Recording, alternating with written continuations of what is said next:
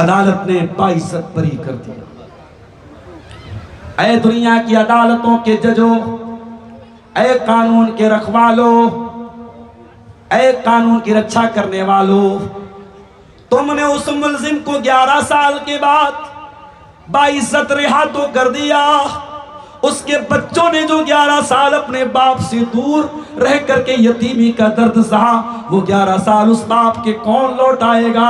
उसकी बीवी ने अपने शौहर के बगैर 11 साल तक जो बेवा की जिंदगी गुजारी, उस औरत के 11 साल कौन गुजारे, कौन लौटाएगा?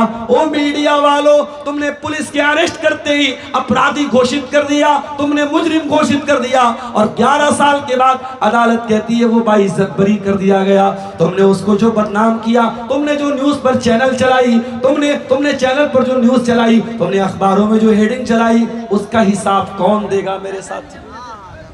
दुनिया की अदालत में होता है, अल्लाह की अदालत में ऐसा होने वाला नहीं।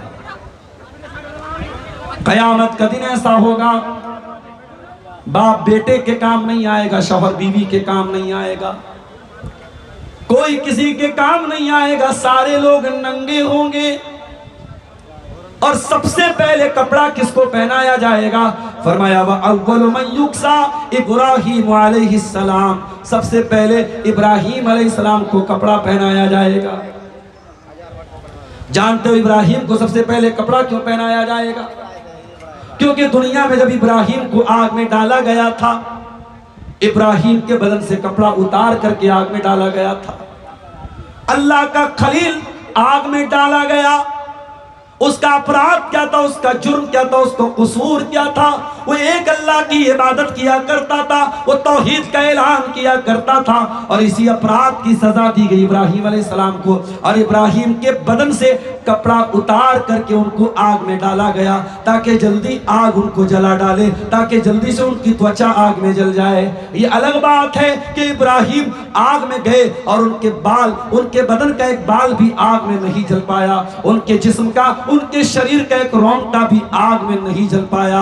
अल्लाह ने आग से कह दिया, कुलना या नारु कूनी बरदम व सलामन अला इब्राहीम, ऐ आग तू मेरे खलील के लिए ठंडी हो जा और सलामती वाली हो जा। मेरे प्यारे साथियों, इब्राहीम दुनिया में सबसे पहले आग में डाले गए अल्लाह की तौहीद के लिए, और उनके बदन से कपड़ा उतारा गया। इसीलिए कयामत के दिन सबसे पहले अगर किसी को कपड़ा पहनाया जाएगा तो इब्राहीम अलैहिस्सलाम को पहनाया जाएगा।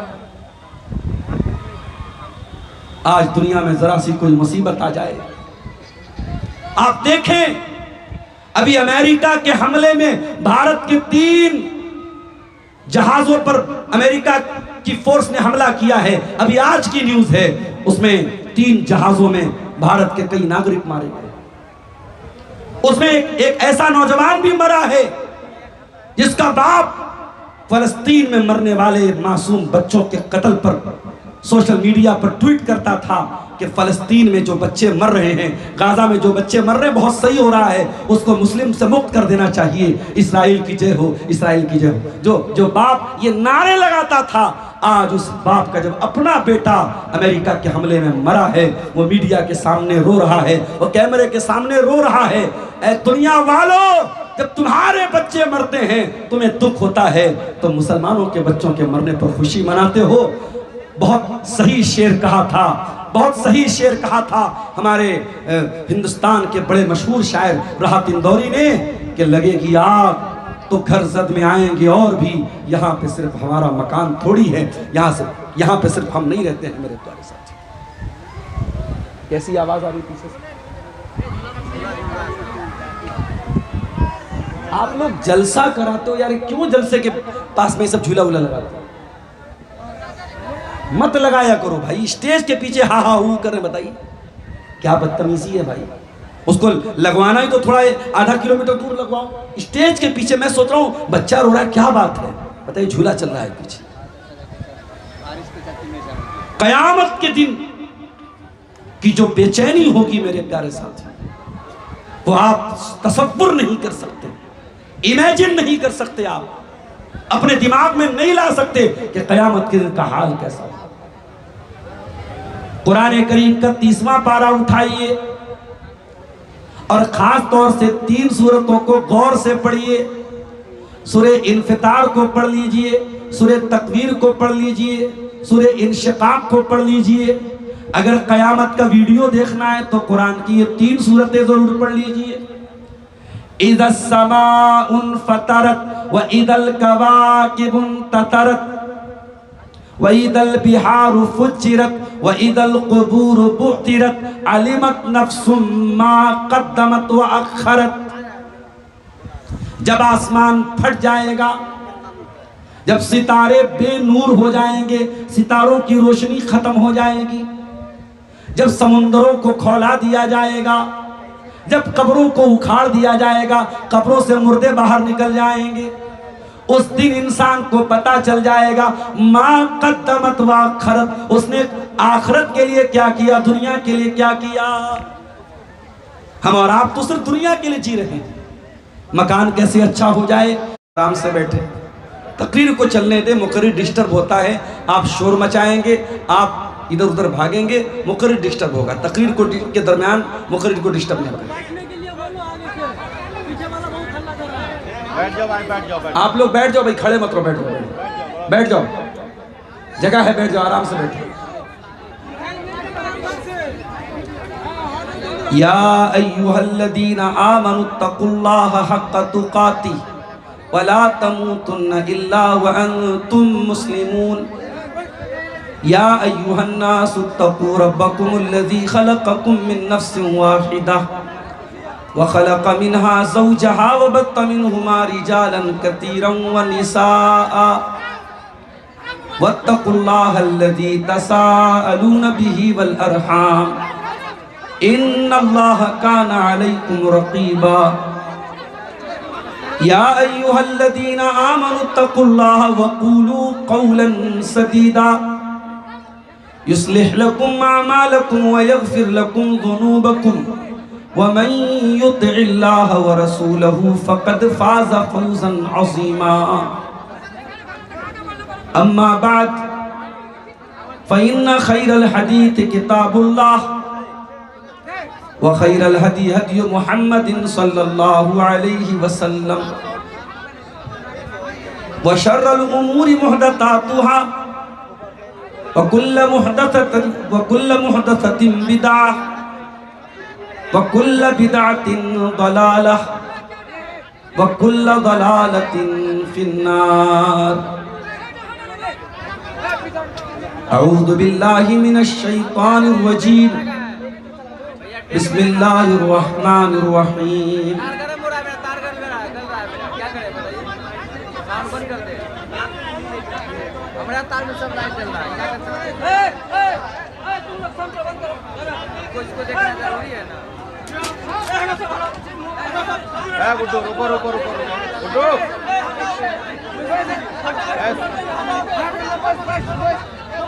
कहा एक तरह से खड़ा कर दिया, आदमी को देखने का काम मिलेगा। अरे बैठ जाओ यार, बैठ जाओ। आप लोग जब तक नहीं बैठेंगे तब अरे आप लोग शांत रहिएगा तब तो तकरीर होगी। आप लोग शांत, चिल्लाइएगा फिर कैसे होगा। आप लोग शांत रहिए। या अय्युहन्नासुत्तक़ू रब्बकुम इन्न ज़लज़लतस्साअति शैउन अज़ीम यौम तरौनहा तज़ालु कुल्लु मुर्दियतिन अम्मा अर्दअत व तज़अु कुल्लु ज़ाति हम्लिन हम्लहा व तरन्नास सुकारा व मा हुम बिसुकारा वलाकिन्न अज़ाबल्लाहि शदीद।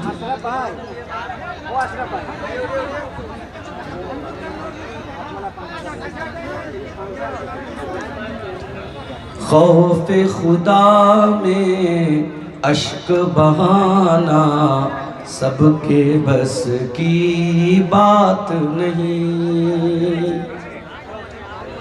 खौफ़े खुदा में अश्क बहाना सबके बस की बात नहीं। करके खताएं माफ़ कराना सबके बस की बात नहीं। अपने सदीकों से हमदर्दी कोई बड़ा किरदार नहीं। अपने सदीकों से हमदर्दी कोई बड़ा किरदार नहीं। दुश्मन जान को दिल से लगाना सबके बस की बात नहीं। खौफ खुदा में अश्क बहाना सबके बस की बात नहीं। बन के बिगड़ना हंस के रोना ये तो अक्सर होता है। बन के बिगड़ना हंस के रोना ये तो अक्सर होता है। ठोकर खा के बुलंदी पाना सबके बस की बात नहीं।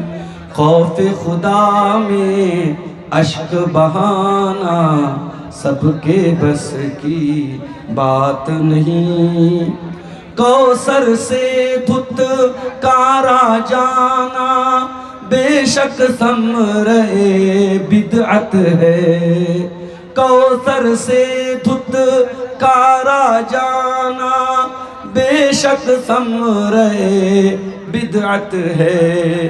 दस्ते नबी से कौसर पाना सबके बस की बात नहीं। खौफ खुदा में अश्क बहाना सबके बस की बात नहीं। करके खताएं माफ कराना सबके बस की बात नहीं।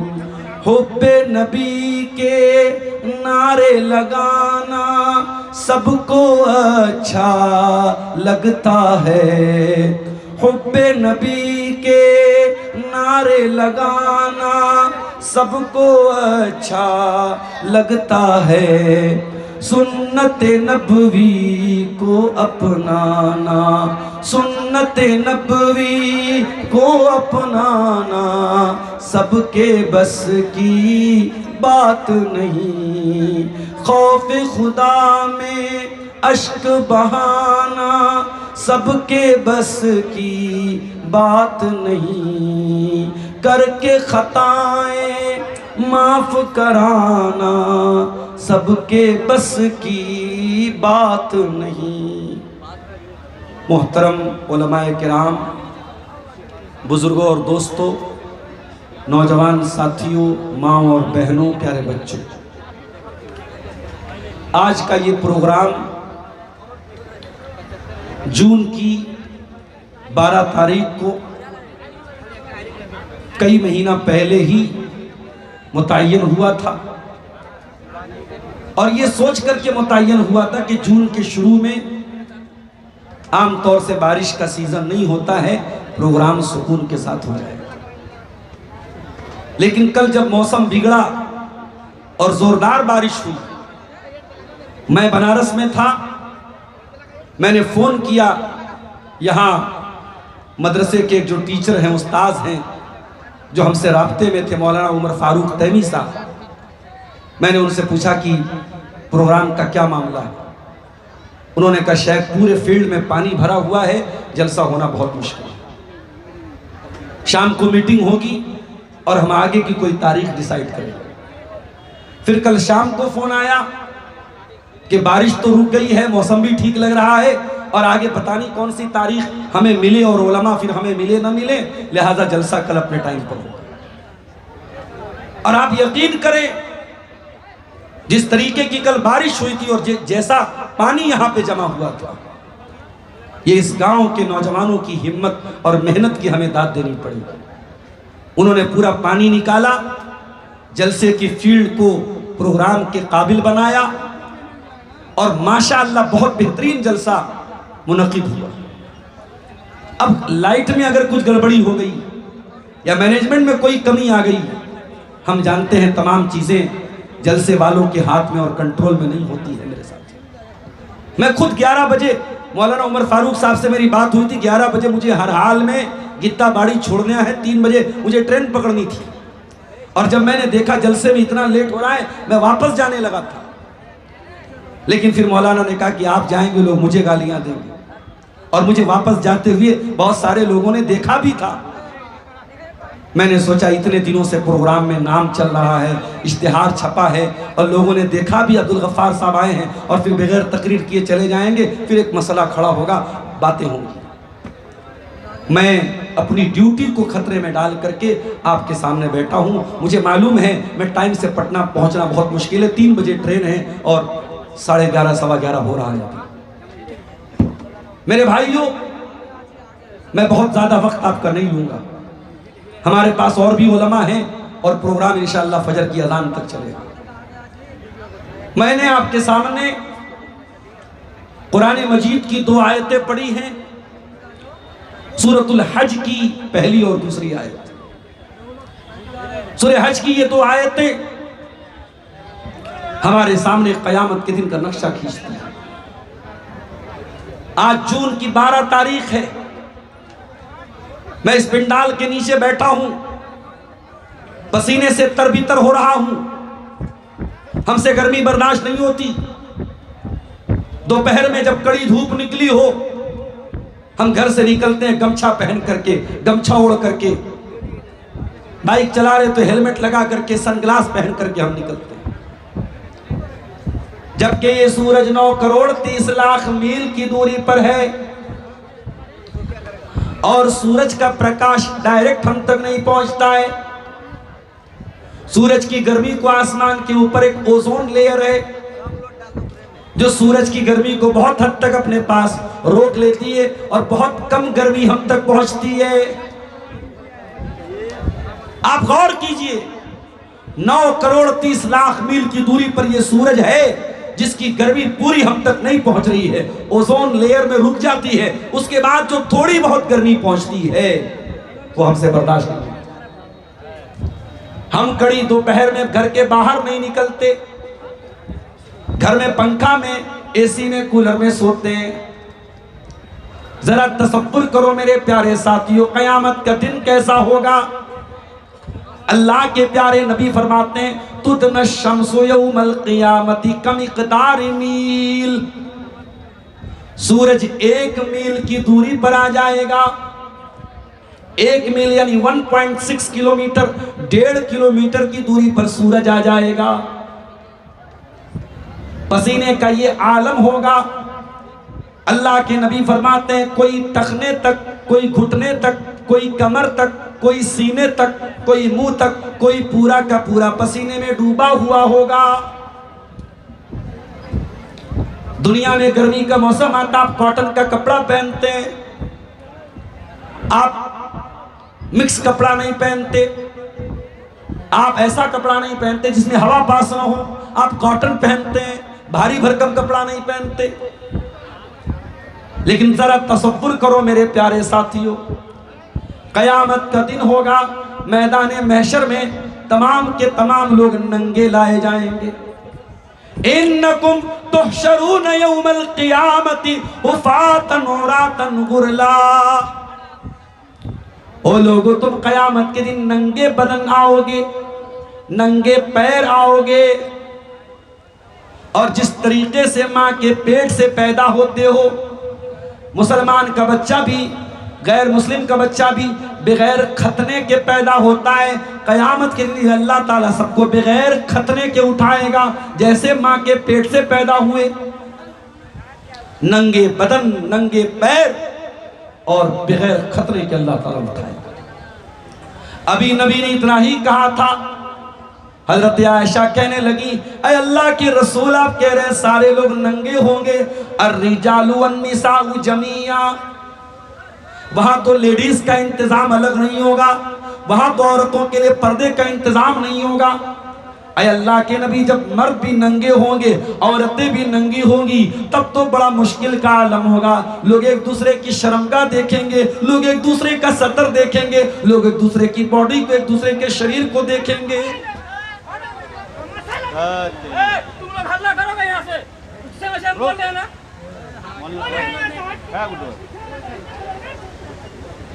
आप गौर कीजिए, अल्लाह के रसूल कयामत की बात कर रहे हैं और हजरत आयशा का दिमाग कहां जा रहा है?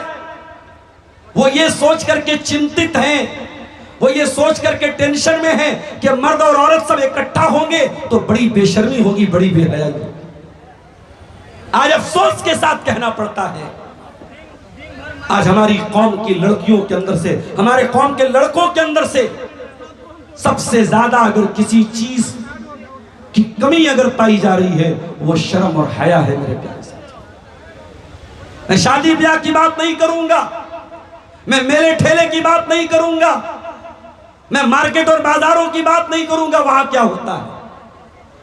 लेकिन आपके सीमांचल के जलसों का जो हाल मैं देख रहा हूं, जवान जवान लड़कियां सज संवर कर मेकअप करके खूबसूरत कपड़े पहन के माँ के साथ, भाई के साथ, बाप के साथ जा रही हैं, उन्हीं के बगल से लड़के गुजर रहे हैं, आवाजें कस रहे हैं, सड़क पर मर्दोजन का इख्तिलात हो रहा है, आवाजें कसी जा रही है, सीटियां बज रही हैं, हर जलसे में कुछ ना कुछ हंगामे हो रहे हैं।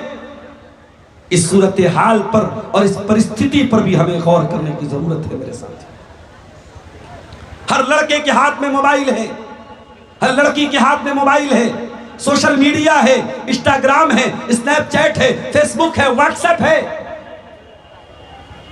आज एक दूसरे से चैटिंग हो रही है, बातें हो रही हैं, हर तरीके की बातें हो रही हैं। रात को 2 बजे एक लड़का लड़की से बातें कर रहा है। ये क्या हालात है मेरे भाइयों, हमारी कौम के। आप गौर कीजिए, हजरत आयशा, अल्लाह के नबी कयामत की बात कर रहे हैं। हजरत आयशा कह रही है, अल्लाह के नबी मर्द औरत को देखेंगे, औरतें मर्दों को देखेंगी। आपने फरमाया, आया आयशा, अल अम्रु अशद्दु मिन युहिम्मुहुम ज़ाका, कयामत का दिन बहुत खतरनाक होगा। वहां इतनी फुर्सत का किसी को एक दूसरे की तरफ देखे, वहां नफ्सी नफ्सी का आलम होगा। दुनिया में आप परेशानी में फंस जाते हैं, बेटा परेशानी में फंस जाता है, बाप काम आता है, बाप फंस जाता है, बेटा काम आता है, भाई फंस जाता है, भाई काम आता है, बीवी को खून की जरूरत है, शौहर खून दे देता है, शौहर परेशान हो जाए, बीवी साथ देती है। कयामत के दिन कोई किसी के काम नहीं आएगा। यौम यफिरुल मरउ मिन अखीही व उम्मिही व अबीही व साहिबतिही व बनीही लिकुल्लि इम्रिइन मिनहुम यौमइदिन शानुन युगनी। कयामत के दिन इंसान अपने भाई को देख करके भागेगा, अपनी माँ को देख करके भागेगा, अपने बाप को देख करके भागेगा, अपने बच्चों को देख करके भागेगा। हर आदमी को अपनी फिक्र पड़ी होगी, अपनी चिंता होगी, अपनी टेंशन होगी।